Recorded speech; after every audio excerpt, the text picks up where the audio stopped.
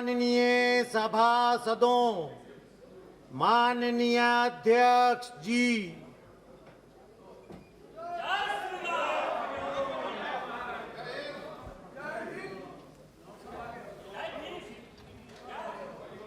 प्रश्न संख्या 101 Danish Ali ji. Question number 101। Sir, the answer is laid on the table. माननीय सदस्य। सर, मैंने बीएसएनएल के रिगार्डिंग सवाल किया था मंत्री जी से, जवाब मिला है, जिसको आजकल मतलब हम गर्व करते थे बीएसएनएल पर, लेकिन आज तो ऐसा हो गया है कि बीएसएनएल का मतलब भाई साहब नहीं लगेगा।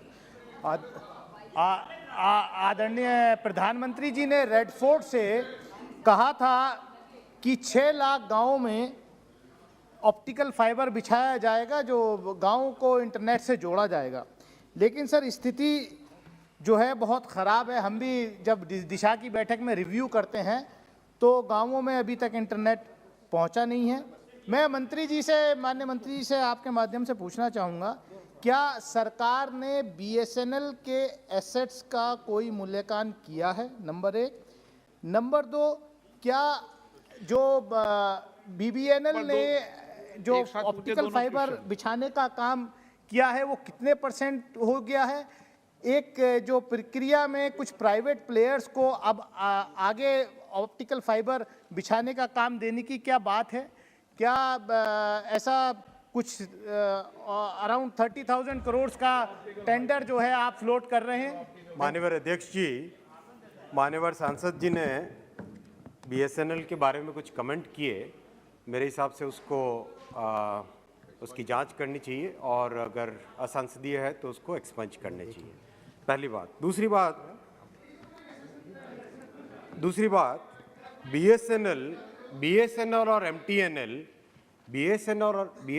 MTNL cash rich profitable companies थी।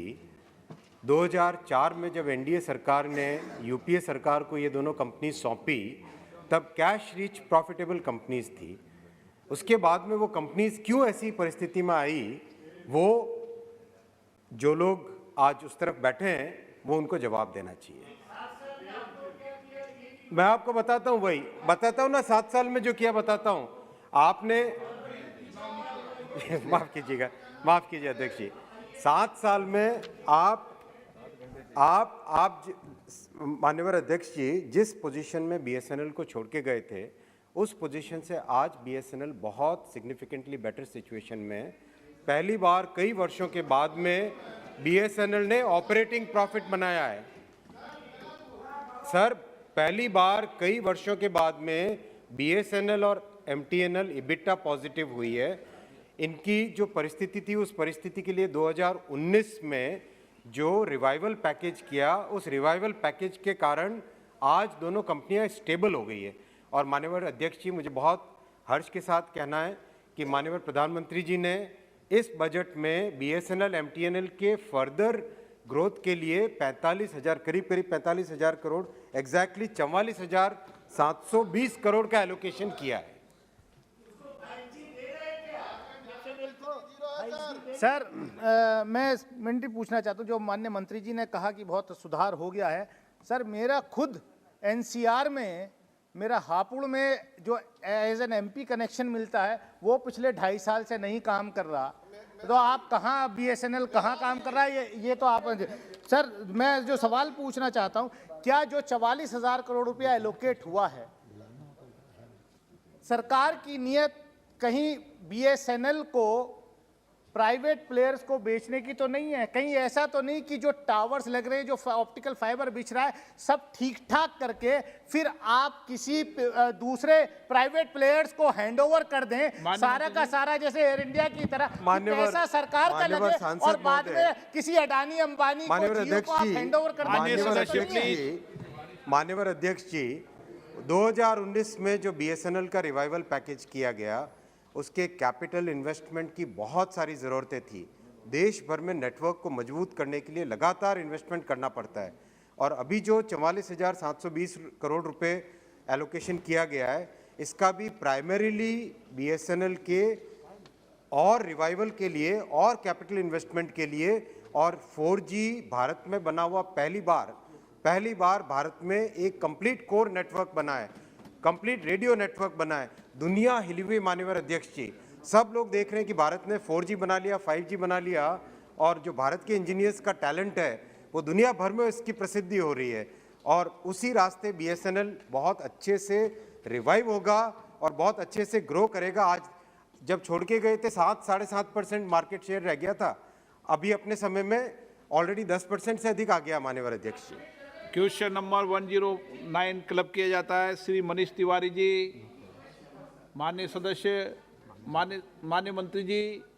109 answer is laid on the table. Shri Rahul Shivale. धन्यवाद अध्यक्ष महोदय, आपने मुझे सप्लीमेंट्री क्वेश्चन पूछने का मौका दिया। अध्यक्ष महोदय, मेरे संसदीय क्षेत्र में टेलीकॉम फैक्ट्री है जहाँ पे प्रोडक्शन का काम किया जाता है। वहाँ पे स्टाफ से रिलेटेड और प्रोडक्शन से रिलेटेड बहुत सारे इश्यूज हैं। स्टाफ में जो ग्रुप डी के जो स्टाफ है उनको प्रमोशन न मिलने की वजह से रिटायर्ड वो ग्रुप डी के सेम पोस्ट पे रिटायर्ड हो रहे हैं। और जो टेलीकॉम फैक्ट्री ऑफिसर्स हैं उनको SD के टू AGM जो प्रमोशन का इशू है वो भी पेंडिंग है। और प्रोडक्शन के बारे में कहा जाए तो PLB पाइप की प्रोडक्शन की अगर उनको ऑर्डर मिलेगी तो ऑप्टिकल फाइबर्स का बहुत ही बड़ा काम BSNL का हो सकता है। और वो जो 22 एकड़ की लैंड है टेलीकॉम फैक्ट्री की, वहाँ पे एंक्रोचमेंट भी हो रहा है, तो सिक्योरिटी से रिलेटेड भी वहाँ पे इश्यूज है। तो मैं आपके माध्यम से मंत्री जी से पूछना चाहता हूँ कि टेलीकॉम फैक्ट्री जैसे BSNL का रिवाइवल का आपने मॉडल बताया, वैसे टेलीकॉम फैक्ट्री के लिए भी आप क्या विचार करें? धन्यवाद। माननीय अध्यक्ष जी, अवश्य प्रश्न मेन प्रश्न से अलग है, फिर भी ITI के रिवाइवल के लिए बहुत सारे स्टेप्स लिए गए हैं। अभी हाल ही में रायबरेली में ITI के 3 नए यूनिट का काम चालू हुआ है। मॉडल कोड ऑफ कंडक्ट लग गया था, इसलिए कोई फॉर्मल इनॉग्रेशन नहीं किया, लेकिन एक दिन भी ITI को लॉस ना हो इसी कारण से वहाँ पे काम चालू कर दिया गया। ऑप्टिकल फाइबर केबल वहाँ पे बन रहे हैं और भी 3-4 अलग अलग तरह की चीज़ें बन रही है। साथ ही साथ ITI ने देश में 2 स्टेट्स में ऑप्टिकल फाइबर लेइंग का काम भी बहुत बड़े तरीके से किया है। श्री मणिकम टेगोर जी, श्री अरविंद सावंत जी, BSNL और अरविंद सावंत जी। लोकसभा अध्यक्ष जी, मेरे दिल की बात है नहीं सारी। मैं पहले तो धन्यवाद भी अदा करता हूँ। एक सवाल सही है आपका कि पुरानी सरकार ने उसके ऊपर ध्यान नहीं दिया। कल भी यही बहस हुई, आदरणीय निर्मला जी को लगा मैं कुछ बोल रहा हूँ, तो ऐसे नहीं था, ये मानता हूँ मैं। अब अपने 7 साल में आपने जो काम किया, पहला कदम ठीक उठाया, VRS हुई, VRS में लोग गए, लोगों को आज भी पेंशन या पैसा जो मिला वो भी मैं मानता हूँ, उसमें कोई दो राय नहीं। अब हुआ क्या, VRS के बाद में स्टाफ कम हुआ, जैसे इन्होंने अभी कहा कि इनकी लैंडलाइन मेंटेन नहीं हो रही है। सर मेरी विनती आपसे ये है कि ये रिवाइवल प्लान जो आपका चल रहा है उसमें MTNL BSNL के बारे में जो कदम उठाने चाहिए वो कदम वहाँ से, अभी जो कॉन्ट्रैक्टर को कॉन्ट्रैक्ट दिया है उसको कॉन्ट्रैक्ट देने के बाद उसके पास जो कर्मचारी आए हैं वो ट्रेंड नहीं है ना, तो उनको कुछ भी नहीं आता। अभी केबल ज्वाइन करना बड़ा अलग बात है। तो मैं 2 प्रश्न पूछ रहा हूँ, ये दोनों के रिवाइवल के लिए। एक BSNL एक ही मतलब छोटे, BSNL is in the nook and corner of the country, गांव-गांव में गया हुआ है। ऑप्टिकल फाइबर का काम अगर आप BSNL को दे देंगे तो BSNL की ताकत बढ़ेगी, 4 पैसे में उसके आएंगे। लेइंग केबल हुआ है already. Same thing applies to MTNL। If same thing has been will do then. कल परसों आपने डाटा सेंटर की बात की, one of the finest data centers we are having in MTNL Mumbai, we are not utilising it up to the maximum. ये 2-3 चीज़ें मैं ज़्यादा नहीं बोलूँगा इधर, करेंगे। और मुझे विश्वास है आपके ऊपर, मैं बता रहा हूँ जिस ढंग से आप चल रहे हो ना, तो मुझे विश्वास है आपके मुंह से अगले 6 महीने के बाद में ये कहना आना चाहिए कि both are going in profit. I hope that take a right steps on that direction. माननीय अध्यक्ष जी, पहला तो माननीय सांसद महोदय का जो सुझाव है बहुत ही अच्छा सुझाव है कि जितना ऑप्टिकल फाइबर का नेटवर्क बन गया है, करीब करीब 2 लाख किलोमीटर के आसपास बना है, वो BSNL को सौंप देना चाहिए। मैं आपको ये जानकर ये भी बताते हुए हर्ष होता है, आज BSNL करीब करीब हर महीने 1 लाख घरों तक फाइबर पहुंचा रहा है हर महीने, और टोटल संख्या 20 लाख से अधिक पहुंच चुकी है। और अभी जिस तरीके से BSNL काम कर रहा है सर, अभी हमको अंदाज़ा है कि थोड़ी और मेहनत करेंगे तो 1 लाख की संख्या ये डबल भी हो सकती है। तो उसी रास्ते में मेहनत कर रहे हैं। और जो आपका पॉइंट MTNL का है, बहुत स्टेप बाय स्टेप लेना पड़ेगा। इतनी कॉम्प्लेक्स, इतनी बैलेंस शीट ऐसी छोड़ के गए कि मतलब स्वच्छ भारत अभियान चलाते चलाते चलाते चलाते भी मेहनत करके जाके कहीं कुछ होगा। सोगत राय जी। बहुत बहुत शुक्रिया आपको, परिवर्तन के संकेत दे रहे हैं सर। आपको कैसे आभार व्यक्त करूं कि ये बहुत जरूरी क्वेश्चन है सर। मंत्री नया मंत्री है, ये पहले ही दानिशली, थोड़ा चुप करो मुझे। दानिशली जी। सर मंत्री नया है, पहले IAS ऑफिसर थे, वाजपेयी जी को साथ काम किया, लेकिन मैजिशियन तो नहीं है। वो बोल रहे हैं कि BSNL का हालत अच्छा है। हजारों सर एक सेकंड में उनका पीड़ा आप समझिए। हजारों संख्या में BSNL का कॉन्ट्रैक्ट लेबर को छटाई हुआ और BSNL को 50% वर्कर को VRS दिया गया। तो मैं मंत्री जी को अभी भी वही कॉन्ट्रैक्ट लेबर से ही काम कराते हैं। आपका प्रश्न क्या है? नया कॉन्ट्रैक्ट बन के मैं दो छोटा सा सवाल पूछूंगा। माननीय मंत्री कृपया बताएंगे कि BSNL का ये बहुत गरीब कॉन्ट्रैक्ट वर्कर जिसको लाखों करोड़ रुपया बाकी है, उसको लिए आप कुछ करेंगे कि नहीं? और दूसरा सर एक सेकंड सर, छोटा सा, आप अगर इसको बचाने चाहते हैं तो 5G क्यों जियो को दे रहे हैं? 5G देना है, जियो को मिल जाएगा 5G और BSNL कैसे प्रॉफिट में आएगा? मान्यवर अध्यक्ष जी, मान्यवर सांसद महोदय, हमारे बहुत ही वेल रिस्पेक्टेड सांसद महोदय हैं। हम सब आपकी छत्र छाया में ही हम सब, हमारे जैसे कार्यकर्ता खड़े हुए हैं। तो आपका जो सुझाव है कि BSNL को 4G और 5G देना चाहिए, पक्की बात देना चाहिए। 4G ऑलरेडी दिया गया, पूरा सपोर्ट दिया गया, और माननीय प्रधानमंत्री जी का जो विजन है आत्मनिर्भर भारत का, उसमें 5G के core network, radio network, equipment, handset complete उसकी तैयारी हो गई है। बहुत जल्दी इसकी भी प्रोग्रेस आप सबके सामने आएगी और वो भी BSNL को दिया जाएगा, पक्की बात। Shri N.K. Premachandran ji. Sir, thank you very much, Speaker, sir. Sir, this is very important question number 109 and 101. That is regarding the two prestigious organizations of the Government of India, that is BSNL and MTNL. Yesterday also, the Honorable Finance Minister, during her intervention, also suggested that big amount is being pumped so as to revive the MTNL and BSNL. We do agree with it. But the problem is, we are all chairing the BSNL Advisory Committee, Telecom Advisory Committee. The regular complaint which we are received is even 4G has not been provided. In the state of Kerala, even 4G has not been provided. All other private telecom, telecom operators are going for 5G. And second part, B part of my question, why this Telecom Advisory Committee chaired by the members of Parliament is not being reconstituted after 2 years of assuming the office? This is a B part of my question. मान्यवर सांसद महोदय ने जो प्रश्न पूछा है, आप जिस साइड बैठे हो साहब, आपको इसका जवाब अपने आप होना चाहिए।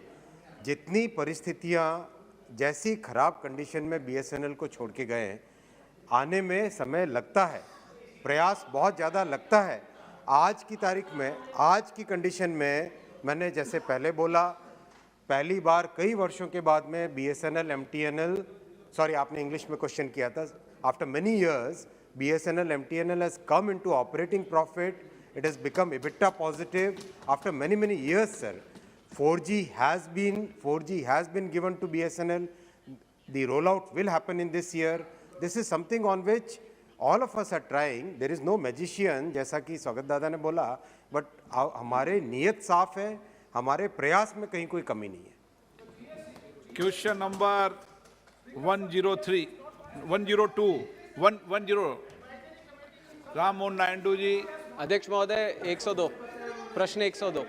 माननीय मंत्री जी, क्वेश्चन नंबर सभा पटल पर रखा है। माननीय सदस्य। धन्यवाद अध्यक्ष महोदय। मैं माननीय मंत्री जी से पूछना चाहता हूं, जो कोटिपल्ली नरसापुर रेलवे लाइन है, ये हमारे राज्य के लिए, स्पेशली अमलापुरम एरिया के लिए बहुत ही महत्वपूर्ण है सर। ये 2000 साल में हमारे सदन के पूर्व अध्यक्ष जी माननीय बालयोगी जी का सपना था, और उनके समय उनके मेहनत से ये सैंक्शन भी उस टाइम हुआ। और जैसे आप जानते हैं 20 साल हो गया सर ये प्रोजेक्ट चलते चलते, और अभी उत्तर में दिया हुआ है कि राज्य सरकार का जो शेयर है, क्योंकि ये कॉस्ट शेयरिंग प्रोजेक्ट है, तो 360 करोड़ में से उन्होंने दिया है लगभग 2 करोड़ 70 लाख। तो राज्य सरकार की परिस्थिति अभी ऐसी है कि जो सड़कें हैं उनके गड्ढे भी अभी ठीक तरह से वो पूरा नहीं कर पा रहे, तो ये करोड़ों की बात कर रहे हैं हम। तो इस तरह का अगर परिस्थिति राज्य में रहता है तो रेलवे मंत्रालय से क्या सपोर्ट मिलेगा कि हम ऐसे ही रहने दें, कि ये प्रोजेक्ट ऐसे ही रहने दें, या फिर कोई सपोर्ट अभी मिलेगा मंत्रालय से? Thank you. अध्यक्ष महोदय, ये बात सही है कि ये प्रोजेक्ट जो है कोटापल्ली नरसापुर, ये आंध्र के लिए बहुत ही महत्वपूर्ण ऐसा प्रोजेक्ट है। और साहब ने बताया कि बालयोगी साहब का ये सपना था, ये भी बात सही है। लेकिन मैं आपके माध्यम से माननीय सदस्य को बताना चाहता हूँ कि इस प्रोजेक्ट में 2120 करोड़ रुपए की लागत लगने वाली थी और 25% पैसा राज्य सरकार से आना था, लेकिन राज्य सरकार ने पैसा देना अभी बंद कर दिया है। एक ही प्रोजेक्ट पे नहीं, 5 प्रोजेक्ट जो आंध्रा में चल रहे, पाँचों के पाँचों प्रोजेक्ट को राज्य सरकार ने पैसा अभी देना बंद कर दिया है, इसलिए इसकी प्रगति धीमी है। Honourable members supplementary. दूसरा सवाल है सर, चलिए अब तो इसका तो कुछ कर ही नहीं सकते जब तक राज्य सरकार पैसे नहीं दे। दूसरा इसी से थोड़ा सा संबंधित है सर, जो रेलवे जोन जो सैंक्शन हुआ है आंध्र प्रदेश के लिए, साउथ कोस्ट रेलवे जोन, और ये जो कोटिपल्ली नरसापुर, ये सब डिवीजन सब उसी जोन में आने हैं सर। इसको प्रपोज करके 3 साल हो गए अभी तक, तो और कितना इंतजार करना पड़ेगा आंध्र के लोगों के लिए कि ऑपरेशन में कब तक आएगा ये साउथ कोस्ट रेलवे जोन? अध्यक्ष महोदय, ये प्रश्न इस प्रश्न से संबंधित नहीं है, लेकिन मैं माननीय सदस्य की जानकारी के लिए बता दूंगा कि सरकार ने इस पे कार्यवाही ऑलरेडी शुरू कर दी है। ओएडी की नियुक्ति इस पर हुई है और बहुत ही जल्दी ये काम शुरू हो जाएगा। Shri मरगनी Bharat ji. Sir, thank you, sir, for the supplementary question. As the member is raising this point, I do agree with that, sir. But one point, when the government of India has to give us where is the revenue deficit, is lot of revenue deficit is there from the government of India. I request through you, sir, to revive the cost estimates, and the cost sharing has to be borne by the government of India.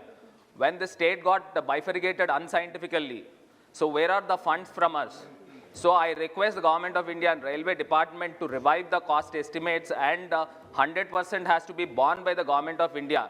I request my TDP colleague also to support this particular issue. Thank you, sir. अध्यक्ष महोदय, जब तेलंगाना और आंध्रा का विभाजन हुआ उस समय वो राज्य का प्रश्न है कि ये रास्ता जिस राज्य के अंतर्गत आएगा उस राज्य ने इसका जो भी लागत उसके है वो देना चाहिए। श्री राम कृपाल यादव जी।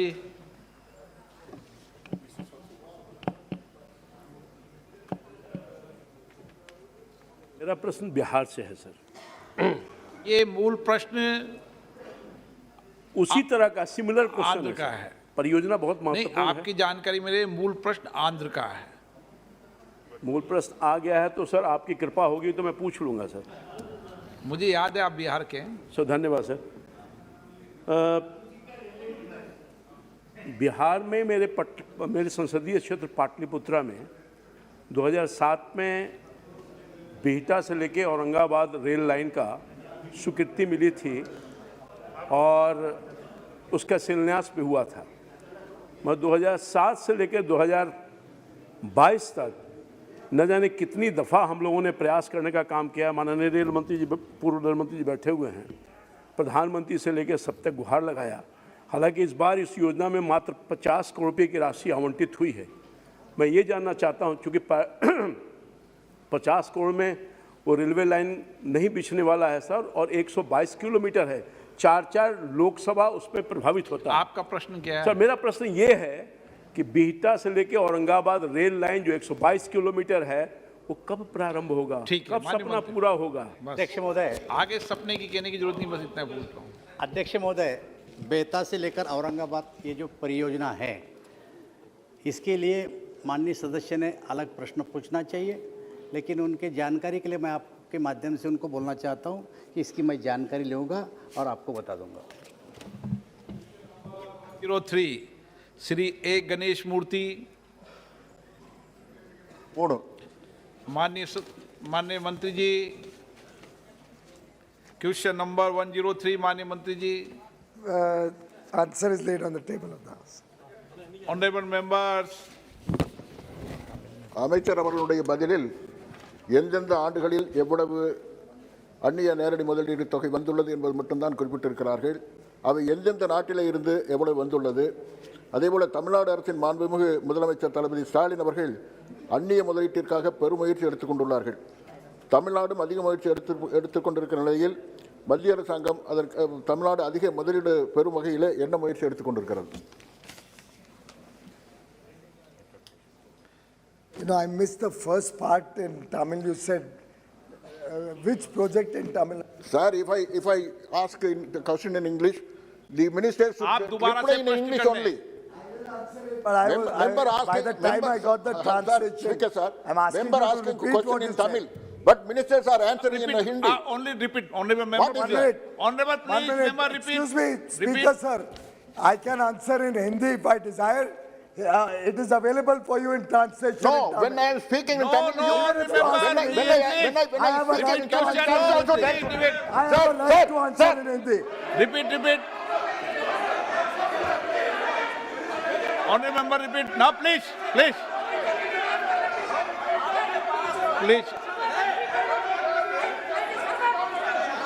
माननीय मेंबर, प्लीज। माननीय मंत्री जी माइक को खोल रहे थे, उन्होंने क्वेश्चन पूछा, एकदम तमिल में, उनको पता नहीं था तमिल में क्वेश्चन पूछेंगे।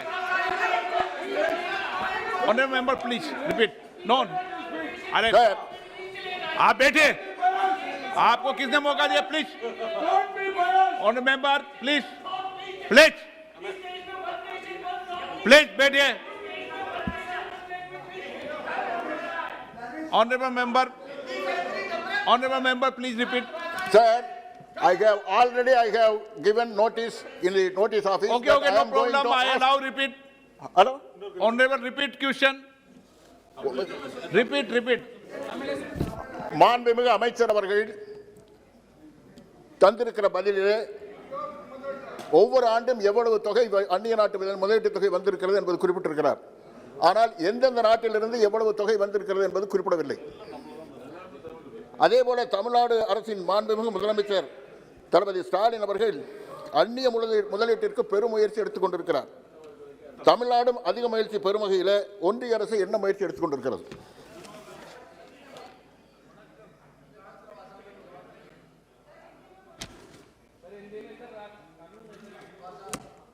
सर, ये मैं आपसे रूलिंग चाहता हूँ कि ऐसा कोई कानून है क्या लोकसभा में कि अगर एक भाषा में पूछा जाए तो उसी भाषा में जवाब देना है? ऐसा नहीं है ना, तो मैं हिंदी में ही दूंगा, आप उसका ट्रांसलेशन, मैंने भी तमिल का ट्रांसलेशन इसमें लिया। No problem.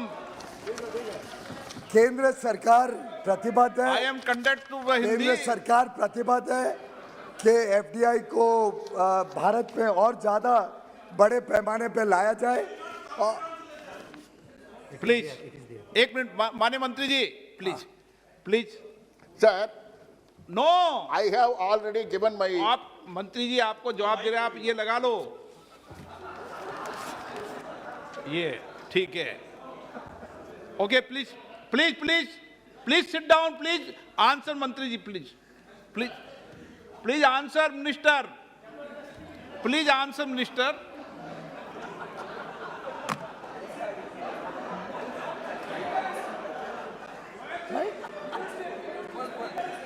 भारत सरकार प्रतिबद्ध है कि भारत में निवेश विश्व से लाया जाए, जो सुविधाएं देने।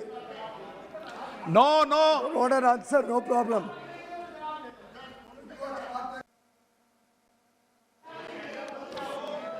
Please address to chair, member address to chair, no problem. माननीय अध्यक्ष जी, भारत सरकार लगातार इन प्रयासों में लगी है कि भारत में अलग अलग देशों से निवेश आए। नहीं, आप लोग प्रश्न में आप लोग वैसे क्यों कोई सुन रहे हो? किस प्रदेश से, किस देश से कितना निवेश आया ये पूछा नहीं गया है, लेकिन अगर उनको बहुत उत्साह है कि एक देश जिस देश से निवेश आता है उसकी जानकारी चाहिए हो तो मैं उनको वो भी उपलब्ध करवा सकता हूँ। तो मुझे आनंद है कि तमिलनाडु के माननीय मुख्यमंत्री M.K. स्टालिन जी अगर निवेश लाना चाहते हैं और बड़े पैमाने पे FDI को प्रोत्साहित करते हैं तो वास्तव में ये अच्छी बात है, इसका स्वागत करना चाहिए। और पूरे देश में ये केंद्र सरकार हो, राज्य सरकार हो, निजी क्षेत्र हो, सरकारी क्षेत्र हो, मैं समझता हूँ जो देश हित का काम है हम सब ने करना चाहिए। और ये भी खुशी की बात है कि तमिलनाडु जो टॉप के 5 राज्य हैं जहाँ पे फॉरेन डायरेक्ट इन्वेस्टमेंट आता है उसमें से एक राज्य तमिलनाडु भी है। तो ये दर्शाता है कि लोग उत्साहित हैं और ज़्यादा तमिलनाडु की सरकार भी प्रोत्साहन दे, अलग अलग स्कीम्स लाए, अलग अलग योजनाओं से देश विदेश दोनों के उद्योगपतियों को अट्रैक्ट करे कि वहाँ पे इन्वेस्टमेंट करें तो देश का हित होगा। बजाय के जो उद्यमी हैं, जो उद्योजक हैं, जो उद्योग लगाना चाहते हैं, जो वेल्थ क्रिएटर्स हैं, उनको लगातार गाली देने के, उनको लगातार बदनाम करने के बदले अगर विपक्ष की पार्टियां और विपक्ष के राज्य सरकारें उनको प्रोत्साहन देते हैं तो मैं समझता हूँ ये बहुत स्वागत की बात है। Honorable member, please supplementary. Sir, I'm responding the chairman, sir. Sir, I gave notice in the notice office that I am going to ask questions, supplementary questions in Tamil. But Minister don't accept it. You. Honorable member, your question answer minister. Please supplementary question, please. Supplementary, that should be, I will ask in Tamil only. That also I will speak in Tamil only. Sir, my supplementary question, sir, my supplementary question. என்னுடைய துணை கேள்வி எளிதாக தொழில் தொடங்குவதில் India 190 நாடுகளில் 51வது இடத்தில் உள்ளது. இதன் தரவரிசையை இன்னும் மேம்படுத்த வணிகத்தை எளிதாக்குவதற்கு ஒற்றைச்சாளர அனுமதி மற்றும் பல விண்ணப்பங்களை முழுமையாக ஒன்றிணைக்க எடுக்கப்பட்ட நடவடிக்கை என்ன என்பதை அமைச்சரிடமிருந்து அறிய விரும்புகிறேன். This is my துணை கேள்வி. I think बहुत अच्छा प्रश्न पूछा है माननीय सदस्य ने।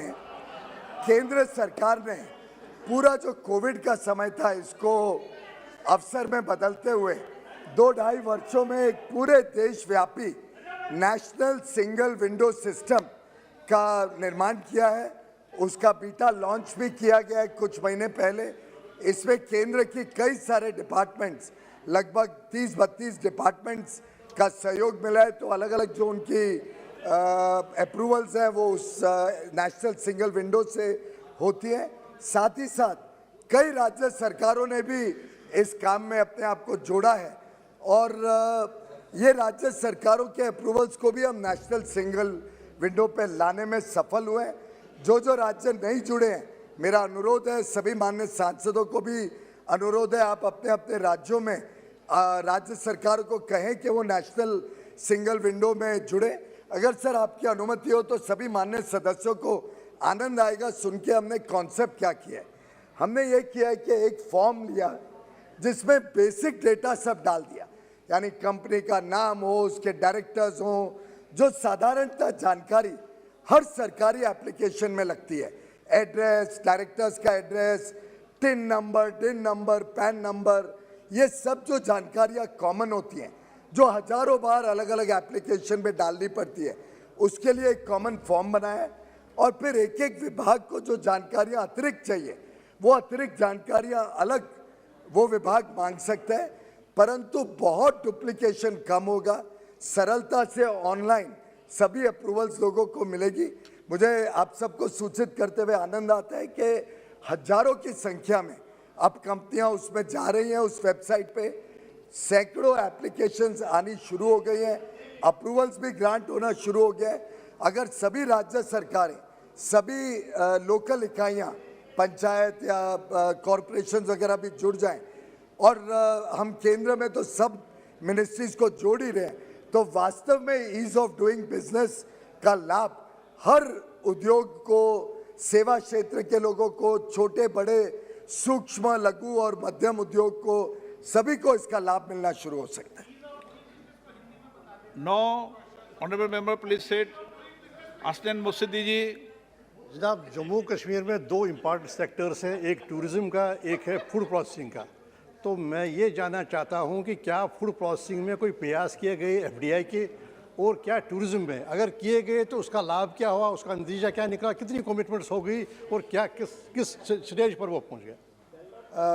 बहुत अच्छा है कि माननीय सदस्य ने प्रश्न पूछा, इससे रिलेटेड नहीं है पर मुझे आपको सूचित करते हुए बड़ा आनंद आता है। लेफ्टिनेंट गवर्नर साहब माननीय मनोज सिन्हा जी 3 दिन पहले ही दिल्ली में थे, मुझे भी मिल के गए। हमने जो स्कीम जम्मू कश्मीर में उद्योग को प्रोत्साहन देने के लिए, पर्यटन को प्रोत्साहन देने के लिए जो स्कीम अनाउंस की थी, उससे इतना उत्साह जनरेट हुआ है देश के भीतर भी और देश के बाहर भी कि कई सारे लोगों ने ऑलरेडी रजिस्ट्रेशन शुरू कर दिया है इस नई स्कीम के अंतर्गत वहाँ निवेश करने के लिए। हमारा अनुमान था 25,000 करोड़ के इन्वेस्टमेंट आएंगे, फिर लगा के देखते हुए सबका उत्साह के 48,000 करोड़ के निवेश का अनुमान बना। मनोज जी उस दिन कह रहे थे कि शायद अब लगता है कि 60,000 करोड़ तक जम्मू कश्मीर में निवेश अलग अलग क्षेत्रों में आने के संकेत सामने दिखते हैं। तो जो स्कीम में फंड्स भी प्रोवाइड किए गए वो मुझे बता रहे थे अब कम पड़ेंगे, आपको बढ़ाने की तैयारी रखनी पड़ेगी। पर मुझे आनंद है बताते हुए कि माननीय प्रधानमंत्री नरेंद्र मोदी जी प्रतिबद्ध हैं कि जम्मू कश्मीर पे बड़े पैमाने पे निवेश आए, बड़े पैमाने में पर्यटन को प्रोत्साहन मिले, अलग अलग उद्योग क्षेत्र के लोग वहाँ आए, सर्विसेज सेक्टर, आईटी सेक्टर, और हमारे युवा युवती जम्मू कश्मीर के आईटी में भी अपना योगदान देना चाहते हैं। तो इन सभी क्षेत्रों में अच्छा उत्साह दिखाई दे रहा है। विदेश से भी निवेश के लिए मैं स्वयं जब श्रीनगर में था तो डीपी वर्ल्ड जो यूएई की नामी कंपनी है उसने एमओयू साइन किया जम्मू कश्मीर सरकार के साथ एक बड़ा फूड पार्क बनाने के लिए। हाल में ही एलजी साहब ने मुझे बताया कि एक और यूएई की कंपनी लगभग 5 लाख फुट का एक बड़ा वहाँ पे शॉपिंग के लिए मॉल बनाना चाहती है। तो देश विदेश दोनों से अच्छा निवेश आने के संकेत जम्मू कश्मीर में। Number 104 Shri CP Joshi ji. श्री गणेश सिंह जी। माननीय अध्यक्ष महोदय, मैं आपके माध्यम से माननीय मंत्री जी से जानना चाहता हूं कि पूरे देश में जितनी सरकारी खरीदी हो रही है एमएसपी के माध्यम से, उसके भंडारण की कमी देखी जाती है और सालों लाखों मीट्रिक टन अनाज सड़ रहा है।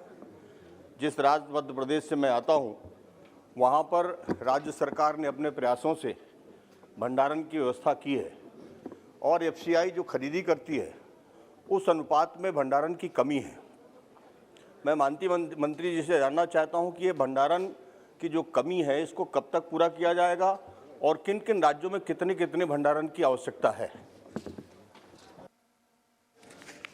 जहाँ तक माननीय सदस्य श्री गणेश जी ने प्रश्न किया है, यूँ तो राजस्थान से जुड़ा विशेष प्रश्न है, फिर भी उन्होंने मध्य प्रदेश के बारे में भी बताने का कहा है, तो ज़रूर उनको हम मिल के बताएंगे।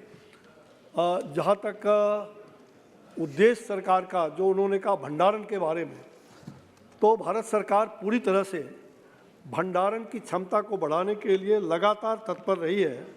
और आपकी जानकारी के लिए कि एक 22 की स्थिति के अनुसार भारतीय खाद्य निगम पूरे देश में जहाँ तक खाद्यान्नों के भंडारण की क्षमता को है 2199 गोदामों को स्वामित्व वाले और किराया दोनों उसका प्रचालन करने का सरकार ने वो किया है। उसमें से कुल क्षमता 426.98 लाख टन ये कुल क्षमता है। उसके अलावा जो राज्यों के पास हमारे खाद्यान्न स्टॉकों के भंडारण है उसकी संख्या 365.83 लाख टन है। यानी कुल हमारे पास 792.81 लाख मैट्रिक टन की क्षमता का गोडाउन आज देश भर में है। जहाँ तक मध्य प्रदेश के बारे में तो मैंने पहले कह दिया, मैं उसके बारे में आपको अलग से बता दूंगा। पूछे जवाब देना। प्रताप राव जाधव जी। उदय प्रताप जी। धन्यवाद अध्यक्ष महोदय। माननीय मंत्री जी से मेरा एक छोटा सा प्रश्न है कि जो भी किसानों के लिए जो 25% के ऊपर अनुदान के ऊपर जो भी गोडाउन बनाए जाते हैं तो उसके लिए जो अनुदान रहता है तो 2-2 साल तक नहीं मिलता है, तो वो जल्दी किसानों को मिलने के लिए कोई कोशिश सरकार के तरफ से की जा रही है? महोदय, जहाँ तक माननीय सांसद जी ने सवाल किया है कि पैसे नहीं मिलते हैं, हमारे यहाँ गोडाउन बनाने की 5 प्रकार की पद्धति है। जो पद्धति नहीं, आप तो प्रश्न का जवाब दो। प्रश्न में बता रहा हूँ उनके बारे में, अगर वो निश्चित रूप से वो मुझे लिख के देंगे तो हम उनका समाधान कर देंगे। उदय प्रताप जी, संक्षिप्त में प्रश्न पूछो, संक्षिप्त में जवाब दो। धन्यवाद अध्यक्ष जी। मैं आपके माध्यम से माननीय मंत्री जी से, भारतीय खाद्य निगम हिंदुस्तान में एमएसपी पर जो खरीदी होती है उसके भंडारण का काम करती है। मैं अपने संसदीय क्षेत्र का एक उदाहरण देते हुए अध्यक्ष जी कहना चाहता हूं कि मेरे होशंगाबाद में जो भंडारण की क्षमता है वो पर्याप्त है। नरसिंहपुर है, मंडला है, सिवनी है, वहां पर भंडारण की क्षमता कम है। तो इसके संतुलन स्थापित करने के लिए मंत्रालय क्या काम करेगी? और साथ में जो सांसदों की एक समिति बनाते हैं, परामर्शदात्री समिति प्रदेशों में बनती है, वो अगस्त 10 में आपने बनाई है, कोई मीटिंग नहीं होती, कहीं कोई कोऑर्डिनेशन नहीं है जनप्रतिनिधियों और एफसीआई के बीच में। क्या सरकार इस संबंध में कोई अपनी तरफ से इसमें मैकेनिज्म डेवलप करने का काम करेगी? महोदय, माननीय उदय जी ने मध्य प्रदेश के अपने क्षेत्र के बारे में प्रश्न किया है, हम उनको जरूर बता देंगे मिल करके। जहाँ तक भंडारण का अंतराल का आकलन के बारे में बताया है उन्होंने कि भंडारण स्टोरेज कैसे निर्माण करते हैं, तो आपकी जानकारी के लिए उसके जो आधार है भंडारण निर्माण के देश स्तर पर, उसमें जो हमारे खरीद करने वाले राज्य हैं, जो प्रोक्योरिंग स्टेट है, और उसके पिछले 3 वर्षों में जो सर्वाधिक भंडारण किए गए खाद्यान्न के स्तरों के आधार पर, पहला। दूसरा कि जो उपभोग करने वाले स्टेट है यानी कंज्यूमिंग स्टेट जो है, उसमें राष्ट्रीय खाद्य सुरक्षा अधिनियम और अन्य इस प्रकार के कल्याणकारी स्कीम, उसमें से 4 माह का आवंटन और पूर्वोत्तर क्षेत्रों के लिए 6 माह का आवंटन जो भी हो उसका आकलन किया जाता है और इसका जिलावार आकलन होता है। और साथ ही जहां यह अंतर दिखता है वहां केंद्र सरकार उसके निर्माण कार्य को करते हैं या किराए पर लेते हैं। जहां तक भारतीय खाद्य भंडारण निगम का जो उन्होंने क्षमता का लगातार बताया है, उसमें से हमने उसके निगरानी करने की व्यवस्था भी रखी है। तो विशेष रूप से ये हमारा प्रावधान इस प्रकार से उसके अंतर गैप को कम करने का ये पद्धति है। क्वेश्चन नंबर 105 होगा क्या होगा मंत्री जी? कुमारी जी बैठ के। क्वेश्चन नंबर 105 माननीय मंत्री जी, on the table of the house. माननीय सदस्य। Thank you, Speaker, sir. Sir, through you, I would like to ask the Honorable Minister, the government has taken many steps to make social media a safe and reliable space for the citizens of India by making IT Rules 2021. Can the Honorable Minister throw some light on how the government is ensuring that social media platforms are complying with these regulations? Sir, honorable member has asked a very important question. Social media today is all prevalent in our life. In 2021, to make sure that social media is safe and people can trust what is written on that, a very self-regulating kind of regime was published. These were called the IT intermediary social media intermediary guidelines. Basis that, basically there are two things. First is institutional structure, second is the process. Institutional structure has been set by almost all the significant social media intermediaries. All of them are also following the guidelines and publishing their monthly reports. These are the reports which are available on the platforms. They can be downloaded by anybody. So I think the compliance has been good. And whatever further steps are needed to make social media accountable, the government is open to those suggestions. माननीय सदस्य Sir, thank you so much. The Honorable Minister, of course, actually answered my second question, which is about submitting monthly reports. Are the social media companies, are they submitting it timely? If not, what is the action taken against them? The significant social media intermediaries are submitting the reports. It is uploaded directly on their platforms. Shri Kalyan Banerjee ji very specific things. You see, guidelines is not having any statutory force. Guidelines is guideline. Rules is different, there is a statutory force is there. Now the question is this. Of course, the freedom of expression is there, freedom of speech is there, but the way the social media is being utilized, even the very honorable posts of prime ministers, honorable posts of the honorable chief ministers, they are making sometimes this post, this person's meme, etc., etc. Whether the government is having any thought to make any, bring any act restricting, prohibiting, or rather regulating these types of these types of concept, these types of thought, and this just embarrassing the persons, criticizing the persons according to their own choice, whether the government is having that concept to bring such a law and to penalize them. First, I would like to clarify that these are not guidelines, these are rules. There is a statutory backing of these rules, first of all. Second, sir, see, the name can have word guideline, but these are rules, right? So that's why I clarified, and thank you for raising that point.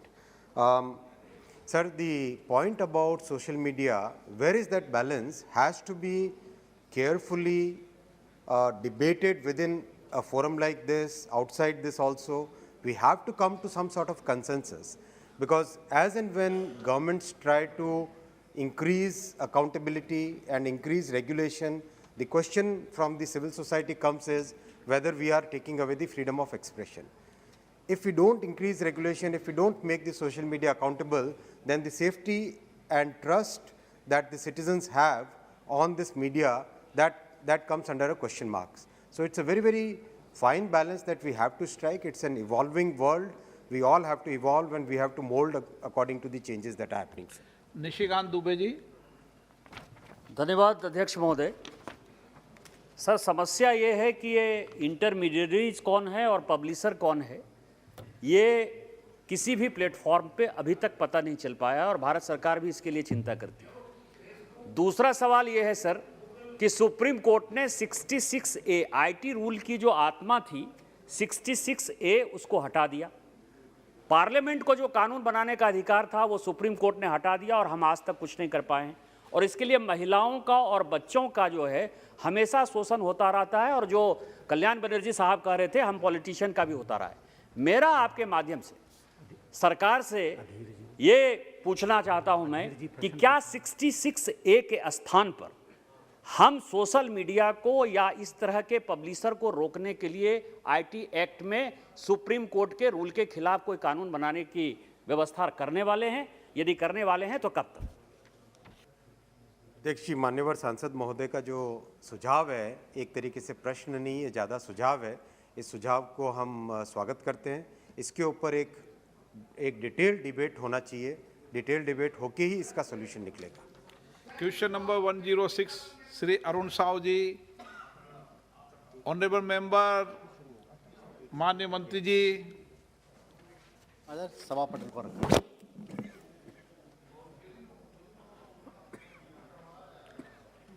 माननीय सदस्य Shri Prajwal Revanna. Sir, thank you for giving me the supplementary question, sir. I want to ask about two railway line projects which are still pending in Karnataka, sir. One is Mysore-Kushalnagar railway line, which was sanctioned in 2018-19.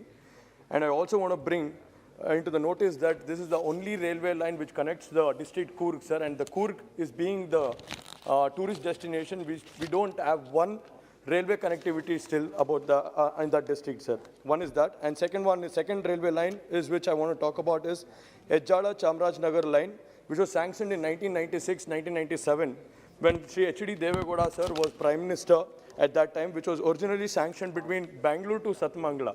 Bangalore to Satmangala, which was temporarily suspended due to environmental clearance. So I request this railway line to be undertaken, which is Ejjala to Chamarajnagar, sir. So I would request the Honorable Minister to take up these lines and do progressive reports on this project, sir. Thank you, sir. अध्यक्ष महोदय, आंगला से जामनगर के बारे में माननीय सदस्य ने प्रश्न पूछा है।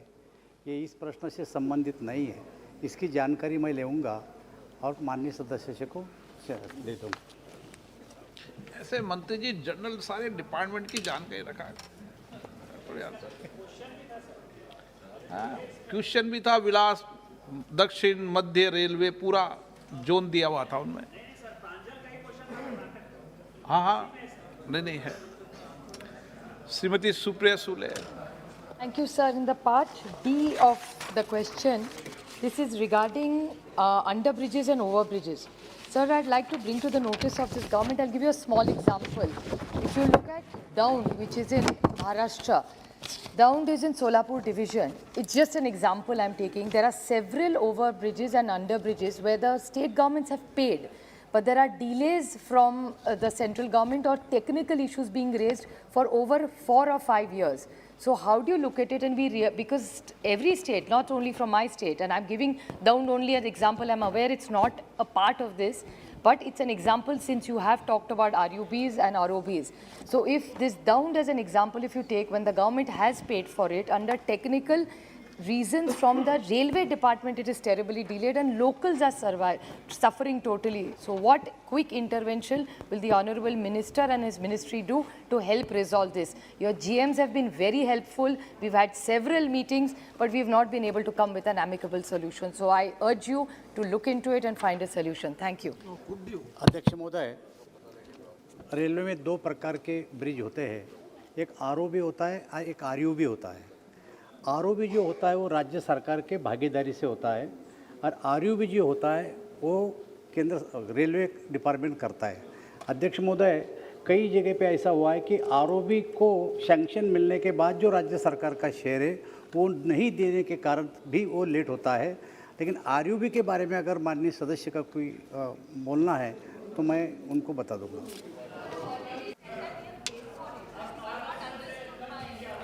Question number 107 Bhartrihari Mahtab ji. Question number 107, sir. Statement is laid on the table of the House.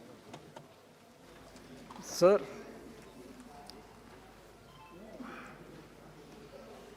government has registered ONDC, that is Open Network for Digital Commerce, to democratize e-commerce and end monopolistic practice in India. My question is to find out how ONDC may benefit sellers and consumers. It is a non-profit company. I would like to understand whether you have a governing body which have control over the ONDC that has been registered since December 2021, and how much funds have been allocated and that has been utilized for the project so far. Sir, ONDC has been conceptualized as a network very similar to UPI. The idea is that over the last few years, we are observing that very large companies have almost taken a complete stranglehold on the e-commerce business. But there are a number of our young boys and girls startups full of ideas, full of new ways of doing things. And there are a lot of small shops in local areas, the mom and pop stores or the local kirana stores, who also are a very important integral part of the ecosystem which provides retail shopping. Now these small people, the new startups, these small retailers, do not get equal opportunity to be able to engage with e-commerce, particularly given their weak financials and the strong financial muscle of the large companies. Therefore, we have conceptualized this as a network which will democratize the entire e-commerce ecosystem.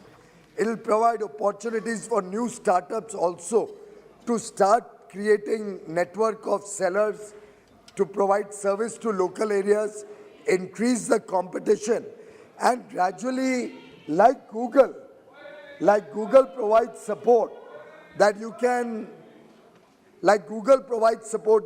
Google for any information, and you get a series of options. Same way, it'll be easy for somebody who wants to procure any product to get a lot of options. I'll give a small example, sir, for people to understand in simple way. Suppose I want to buy a pen. Today I have to go to a particular network, a particular platform, which may be owned by A company or B company or C company. And most of the current platforms are owned by large companies. And from there, the suppliers chosen by that platform, their products only will be offered to me. But instead of that, once ONDC becomes operationalized, I will Google, like I would Google in ONDC as a network, I will be able to say I want to buy a pen. And then all the various platforms which offer pens will all come into that into your screen, and you can choose where you have the best opportunity. This will provide a level playing field for the small retailers and help them also expand their business and stand up in competition despite not having the financial muscle, but they will get an equal opportunity to provide service. This concept we've been working for about 2 years, 1.5 years. We've had extensive stakeholder consultations. Basis that extensive consultation, a steering committee was formed which comprised mainly of large technology experts who understand this subject, who are able to build up the network that is required to provide level playing field for all companies. Now we have formed a Section 8 company. We are in the process of finalizing the governance structure of that company. We have taken a very high quality technocrat who will help us to create the back-end technology for this. He has started working on it.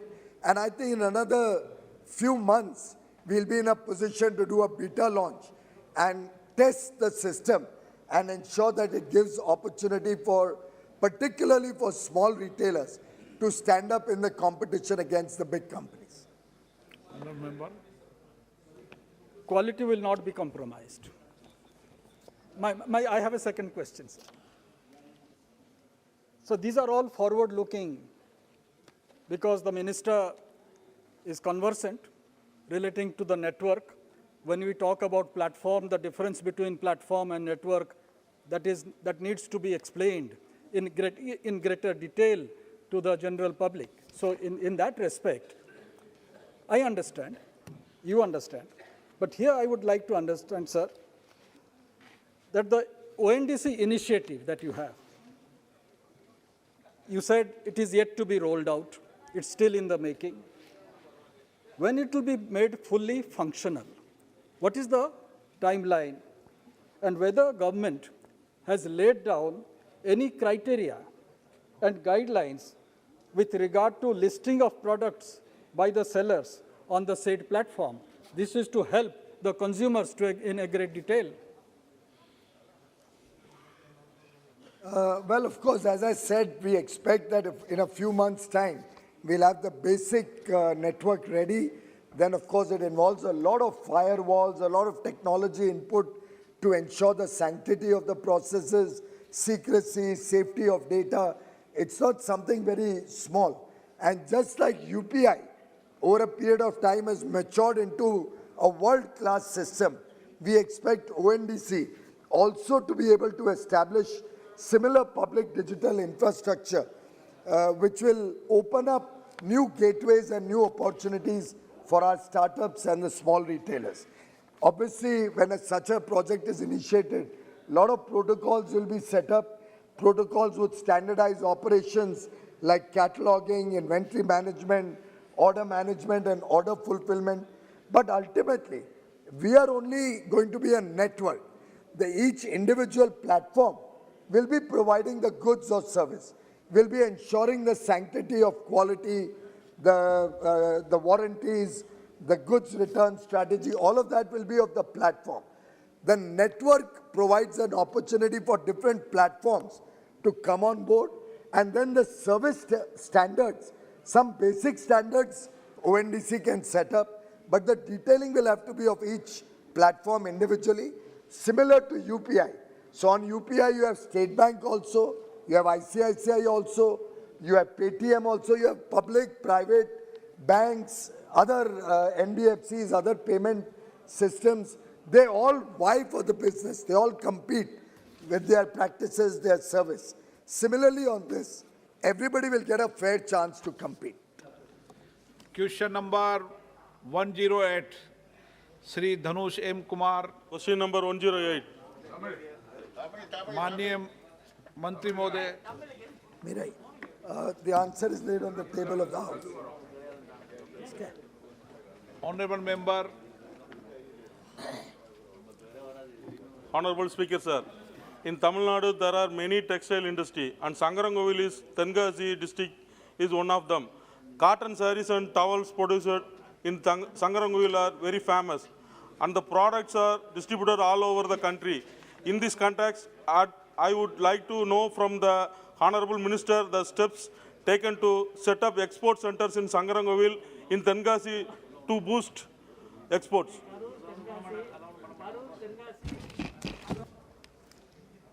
Tamil Nadu has played a very important role when it comes to the promotion of textiles, and different parts of Tamil Nadu, Tenkasi, Coimbatore, all of these put together, Tirupur, all of these are contributing in a big way in the textile industry.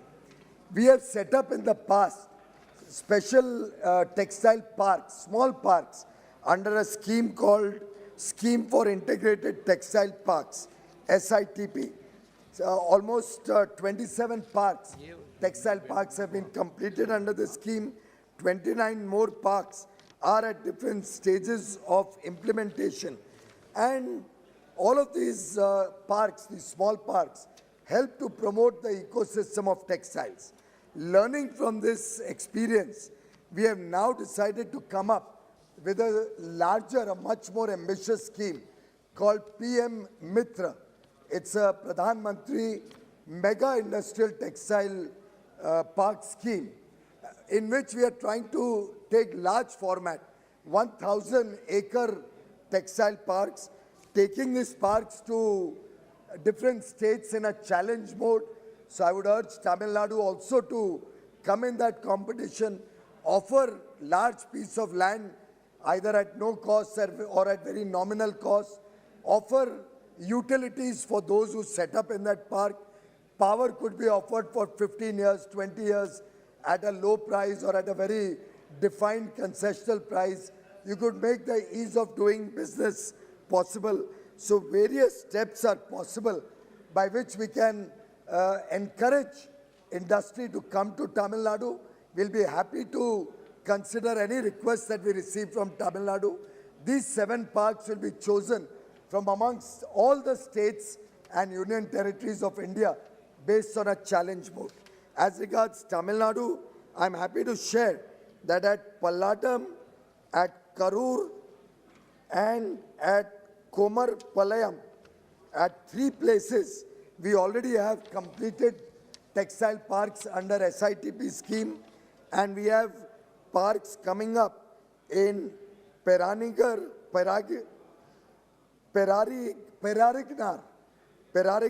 Anna Handloom Silk Park, Seema Textile Processing Center, Pallavada Textile Park, and the Great Indian Linen and Textile Infrastructure Company 4 more SITP parks are under implementation in Tamil Nadu. प्रश्नकाल समाप्त। मैं माननीय